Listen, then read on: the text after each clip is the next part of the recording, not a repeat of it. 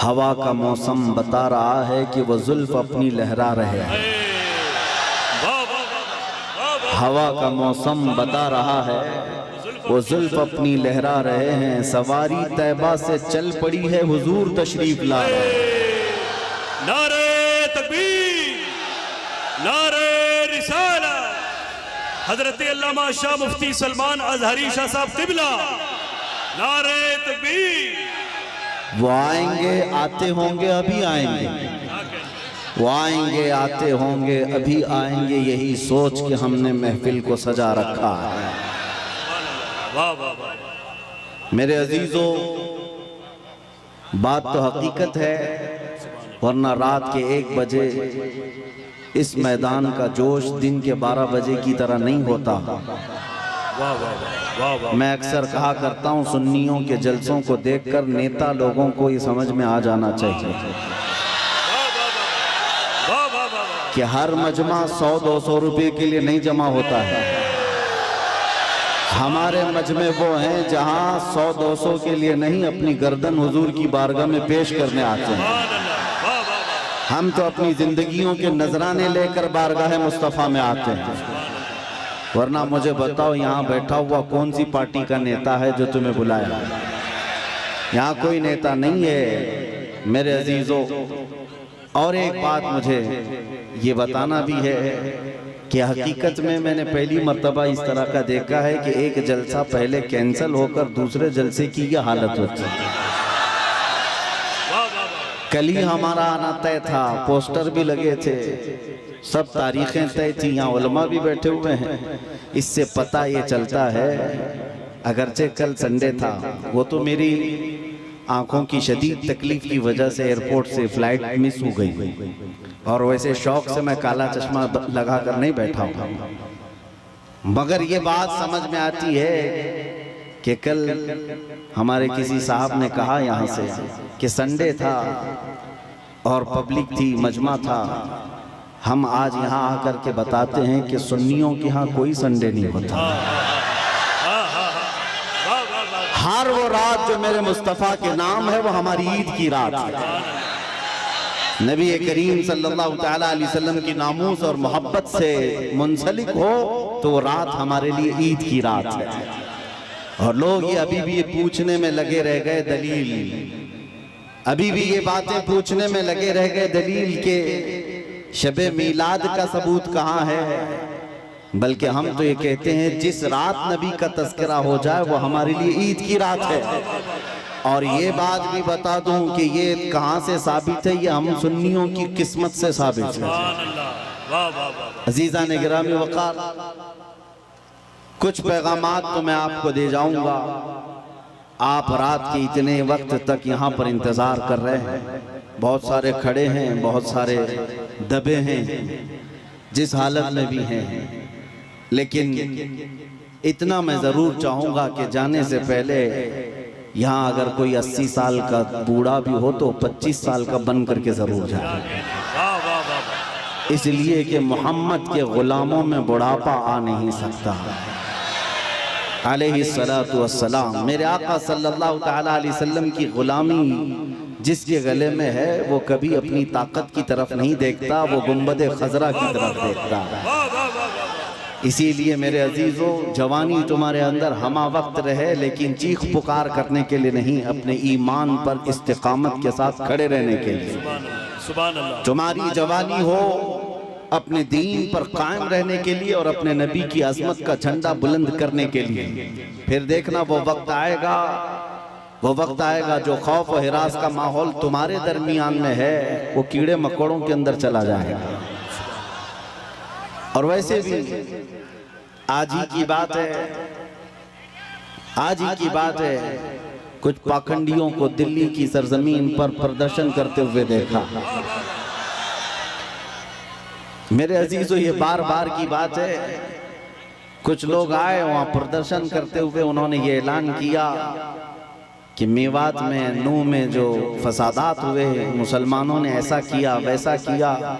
और फिर उनके जो वो बड़ा पाखंडी है, कई 6-6 महीने के बाद जो बाहर आता है, उसने कहा कि बार बार मैं एक जुमला सुनते आ रहा हूँ उस पाखंडी से, आज फिर न्यूज बाइट में ये कहा कि 2029 में देखना यहाँ का प्रधानमंत्री मुसलमान हो जाएगा। ये हमारी बात नहीं है, हमारी बात नहीं। तुम्हारे सीने में जो खौफ है वो तुम्हें सता रहा है, तुम्हारे दिल में जो डर है वो तुम्हें खौफ और हिरास में मुब्तला किया है। एक बात बताओ है सुन्नियों, मॉब लिंचिंग किसकी होती है? हमारी होती है ना। मारे हम जाते हैं, काटे हम जाते हैं, हर जगह तोड़े जाते हैं। हम लोगों को आज तक 70 साल से फुटबॉल की तरह तुम खेलते आए हो। हमारी पूरी जमात को टुकड़ों में तुमने तब्दील कर रखा है। हमारे पास क़ियादत नाम की चीज नहीं रह गई, सियासत में हमारा नाम नहीं रह गया, कुछ नहीं है इस जमात के पास। सुप्रीम कोर्ट के रिटायर्ड जजेस कहते हैं कि मुसलमानों की हालत हिंदुस्तान में दलित समाज से भी नीचे आ चुकी है। फिर मैं पूछता हूँ, जब हम इतने टूटे बिखरे गरीब हैं तो ये दज्जाली मीडिया में 24 घंटे हम क्यों हैं? सारा डिबेट हम पर क्यों होता है? सारा डिबेट हम पर क्यों होता है? सबके निशाने पर हम क्यों हैं? मेरे अजीजों, क्या ये अकल में आने वाली बात नहीं है तुम्हारी? तुम सोचते नहीं अगर हम कुछ नहीं है तो जिक्र इतना क्यों है? क्या कहने? वाह वाह। जो कुछ नहीं है उसका जिक्र होना ही नहीं चाहिए। एक तरफ तो तुम कहते हो इनकी तादाद बहुत कम है, ये टूटे बिखरे हुए हैं, पंचर पुत्र नाम से भी तुम पुकारते हो, लेकिन पूरी इतनी बड़ी मेजॉरिटी कौम को अगर किसी कौम से डराते हो तो हम ही हैं। तुम्हारे पास डराने के लिए कोई और ताकत नहीं, मुसलमानों को लेकर डराते हो। मैं एक बात बताता हूँ, तुम्हें नहीं पता है नौजवानों तुम्हारे पास क्या है, कुत्तों को जरूर पता है। तुम्हें नहीं पता है तुम्हारी कुव्वत का आलम क्या है, इसलिए कि परसों तुम्हारी सोहबत खराब हुई, इस वजह से तुमने अपने असलाफ की तारीख भुला दी। हकीकत में तुम किस बुजुर्ग की और कौन से तुम्हारे असलाफ थे जिनके तुम अखलाफ बन करके आज जमीन पर चल रहे हो, तुम्हें पता ही नहीं तारीख, लेकिन उनको जरूर पता है। इकबाल ने 100 साल पहले ये बात कही थी, इनका ये जो डर है वो ऐसे ही नहीं है, कुछ बात तो है कि मिटती नहीं हस्ती हमारी। सदियों रहा है दुश्मन दौरे ज़मा हमारा, तौहीद की अमानत सीनों में है हमारे, आसान नहीं मिटाना नामो निशा हमारा। यूनान और मिस्र रोमा सब मिट गए जहां से, बाकी मगर है अब तक नामो निशा हमारा। नारे तकबीर, नारे रिसालत, ख्वाजा का हिंदुस्तान। काश ये नौजवान मुसलमान समझ जाते कि हमारी अपनी ताकत, हमारी अपनी हैसियत क्या है।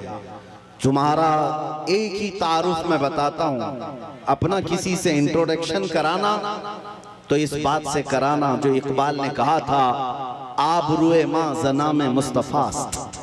हम सबकी इज्जत आबरू मुस्तफा के नाम से है। हम उनके दरबार के गुलाम हैं, हम उनके दरबार के अदना खादिम हैं, और हमारा सब कुछ उस दरबार से वाबस्ता। यही हमारी वैल्यू है, यही हमारी हैसियत है। और अगर तुम अपना अलग अलग इंट्रोडक्शन कराओगे, तुम्हारी पेशानियां घिस जाएं, तुम्हारी जिंदगियां खत्म हो जाएं, तब भी तुम्हारा नाम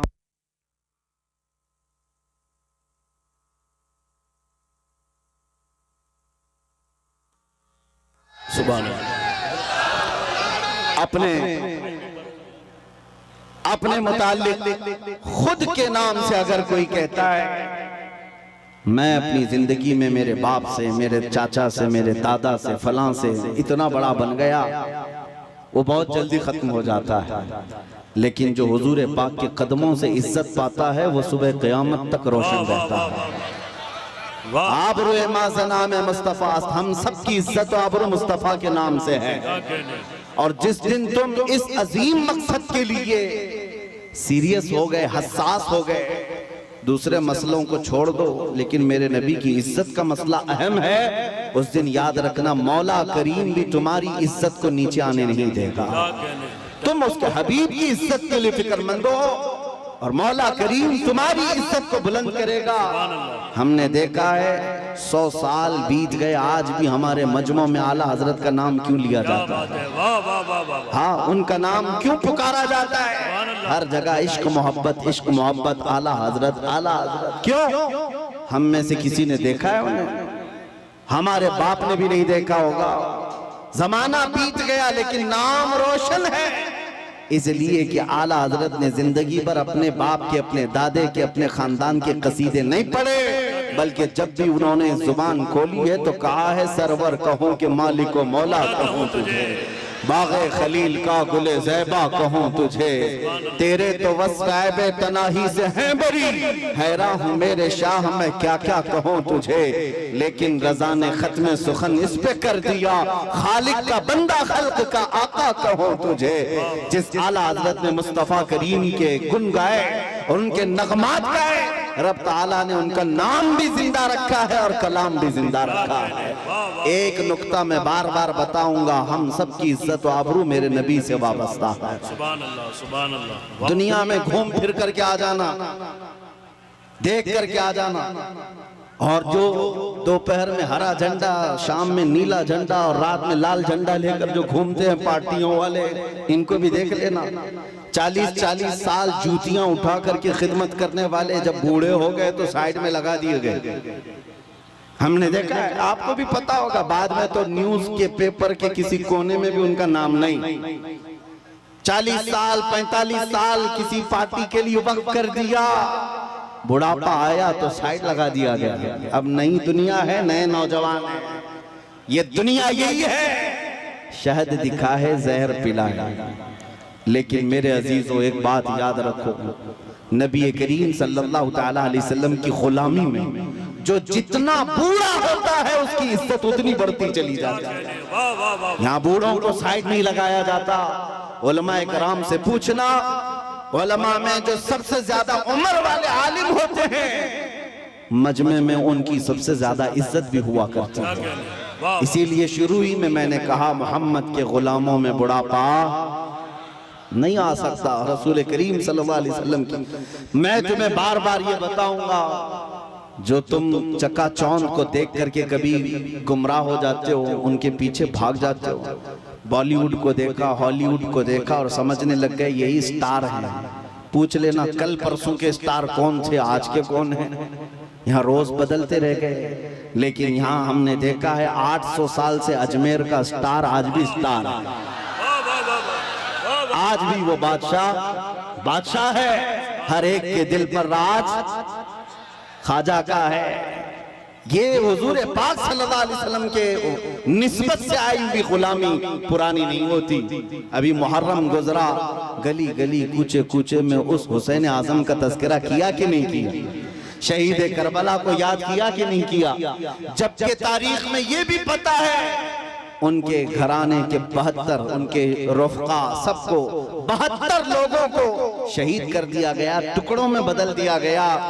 लेकिन मेरे अजीजों, तागूती ताकत और कुव्वत का मालिक यजीद था, बातिल कुव्वत पूरी उसके पास थी, माल दौलत उसके पास था, सब कुछ था। उसने रसूलुल्लाह के घराने को काट दिया। लेकिन जाओ दिमश्क की सरजमीन पर, मुल्क शाम में जाकर किसी से पूछ लेना यजीद का दरबार कहाँ है, उसकी औलाद कहाँ है, उसकी ज़ुर्रियत कहाँ है, उसका ताज और तख्त कहाँ है। लोग तुम पर हंसेंगे और कहेंगे यजीद की न ज़ुर्रियत बची, न औलाद है, न ताज है, न तख्त है, न सिपाही है। वो तो 3 साल के बाद मर गया था। और जहाँ कब्र उसकी है, लोग बताते हैं पूरे दिमश्क का कूड़ा करकट जहाँ लाकर डम किया जाता है, फेंका जाता है, उसमें कचरे में कहीं कब्र भी गुम हो गई। ये है वक्त के बादशाह का हाल। और फिर अल्लाह तौफीक दे तो इराक की सरजमीन करबला में भी चले आना और लोगों से पूछना, सुना है 1400 साल पहले रसूलुल्लाह की आल अथार और उनके अहले बैत के छोटे छोटे बच्चों को यहाँ काटा गया था, टुकड़ों में बदल दिया गया था, उनका खून बहाया गया था। वो मैदान कहाँ है? करबला वाले भी तुमसे कहेंगे अब ना वो टुकड़े हैं और ना खून है, ना वो मैदान करबला है, बल्कि ये करबला का मैदान पूरा एक शहर के गुलिस्तान में तब्दील हो चुका है। और आओ हम तुम्हें बताते हैं, हुसैन जिसके बारे में तुम कह रहे हो 72 तीर लगे थे, सर अलग कर दिया गया था, धड़ अलग कर दिया गया था, मजलूम शहीद किया गया था, लेकिन आओ तुम्हें ले जाकर के वहां की दुनिया बताएगी एक सुनहरी चमकता हुआ पूरा बड़ा आलीशान गुंबद, जो उस कुब्बे के ऊपर एक सुर्ख रंग का झंडा लहरा रहा होता है, पूरे करबला से जहां से देखो नजर आता रहता है। वो झंडा लहरा लहरा कर आज भी दुनिया को बता रहा है शाह असल हुसैन वाह वाह वाह वाह वाह। वही बादशाह है, वही बादशाह है। एक फलसफा मैं आपको बताता हूं, जिन्होंने तख्त और ताज को संभाला, बादशाहत को संभाला, मर गए, नाम भी नहीं रखना चाहता कोई आज यजीद, अपने बच्चों का नाम भी नहीं रखना चाहता, लेकिन जिसको काट दिया गया, कत्ल किया गया, उस हुसैन का नाम गली गली में मौजूद है, हर घर में मौजूद है। अगर हम एक नाम रखते हैं तो बरकत के लिए साथ में हुसैन लगा लेते हैं, हर जगह है हुसैन। इससे समझ में आई मेरे बात अजीजा ने गिरामी, जिंदगी ये चलत फिरत और तख्त ताज पर बैठ जाने का नाम नहीं है, और ना ही मौत कट जाने का नाम है। कट जाना भी मौत नहीं। फलसफा इश्क ये कहता है जो हुजूर पाक से बेगाना हुआ, उनसे दूर हुआ, वो 100 साल भी तख्त बिछाए मुर्दा है, और उनके नाम पर एक लम्हे के लिए भी खड़ा हुआ और 1000 टुकड़ों में बदल गया, फिर भी वो क़यामत तक जिंदा है। इस्लाम जिंदा होता है हर करबला के बाद। सुभान अल्लाह, सुभान अल्लाह। आप क्या समझते हैं, आज लोगों के दिलों में यही डर बिठा दिया गया है, मारे जाओगे, काटे जाओ। और आज जो बरसाती मेंढक निकले हुए हैं, पीछे ताकत, हुकूमत, फौज, फोर्स सब लेकर के, और फिर जब जब त्योहार आए तुम्हें डराए, मस्जिदों के पास, ईदगाहों के पास, ये जो आज माहौल बनाया गया है, इसके लिए मैं आपसे एक बात कहना चाहता हूँ मेरे अजीजों, बच्चे, नौजवान, इन सब से कहता हूँ कभी इन पतंगों को, कीड़ों को देखकर डरना नहीं, ना डरो, इसलिए कि मौत उसके लिए हादसा है जिसको बाद में जलना जलना जलना है। मोमिन के लिए मौत हादसा नहीं, हमारे लिए तोहफा है। इधर आंख बंद होगी, उधर ज़ियारत मुस्तफा हो। नारे तकबीर, नारे रिसालत, मोहब्बते मुस्तफा, नामूसे मुस्तफा। खौफ न रख रज़ा जरा, तू तो है अब्दे मुस्तफा। आला हज़रत फरमाते हैं, खौफ न रख रज़ा जरा, तू तो है अब्दे मुस्तफा, तेरे लिए अमान है, तेरे लिए अमान है।